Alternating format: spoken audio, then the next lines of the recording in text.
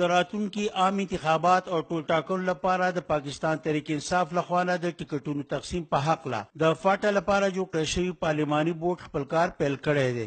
علامه نور الحق قادری په مشرۍ کې سېنیټر محمد ایوب خان، دوست محمد محسود، قیصر جمال او ظفر الله باندې مشتمل پارلماني بورډ په لومړي پړاو کې د باجوړ ایجنسۍ د قومي اسمبلی 2 حلقو ان40 او ان41 او د مومند ایجنسۍ حلقه ان22 لپاره د امیدوارانو انټرویو وکړه. ټول 22 درخواست ګزارانو په انټرویو کې برخه واخیستله. ان40 لپاره و امیدواران انټرویو کړی شول چې پکې جلال الدین خان، ګلداد خان، سید احمد جان، انورزیب خان، محمد سلیم، اخترګل، همایون خان او منبر شامل دي. دغه رنګه د ان41 باجوړ ایجنسۍ لپاره ډاکټر خلیل، ګلظفر، سید احمد جان او همایون خان شامل دي.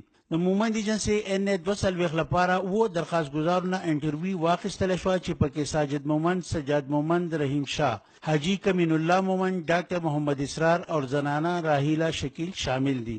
چا چې درخواستونه ورکړي وو هغوی د مطمئن په نظر راتلل. د هغوی په دې هکله وینا ده. د جنوب پارلماني بورډ نه خو موږ ډېر زیات مطمئن یستو او موږ په دې وجه باندې مطمئن یستو چې په 2013 کې کوم زموږ پارلماني بورډ جوړ شوی و نو د هغه نه زیاتره د پنجاب کسانو په هغه بورډ کې شامل وو. دا ځله خوشقسمتي دا ده زموږ چې زموږ د پاټا سیاست او د ډاون ډسټرکټ سیاست ډېر ډفرنټ دی.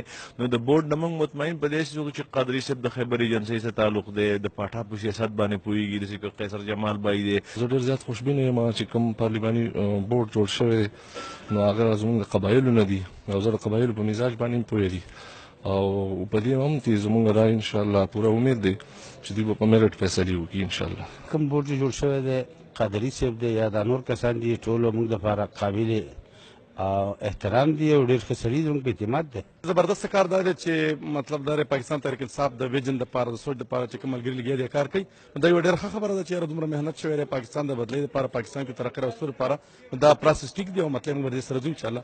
زموږ امید دا دی چې انشاءالله دې پیرې به ډېر په میرټ باندې فیصلې کوي. 2013 کې چې پارټۍ کوي په پټو سترګو باندې کومې فیصلې کړې وي موږ ته دا امید دی چې دې پیرې به ډېر انتهایي انشاءالله په میرټ باندې فیصلې کوي. د ټولو متوقع امیدواران نه تحریري حلف واخیستلی شو. چاته چې هم ټکټ ورکړی شو نو هغوی به آزاد حیثیت سره انتخاباتو کې برخه نه اخلي او پارټۍ پالیسي به پابندي کوي. کیمرامین محمد آصف قادری سره حضرت خان محمد، خیبر نیوز، پېښور.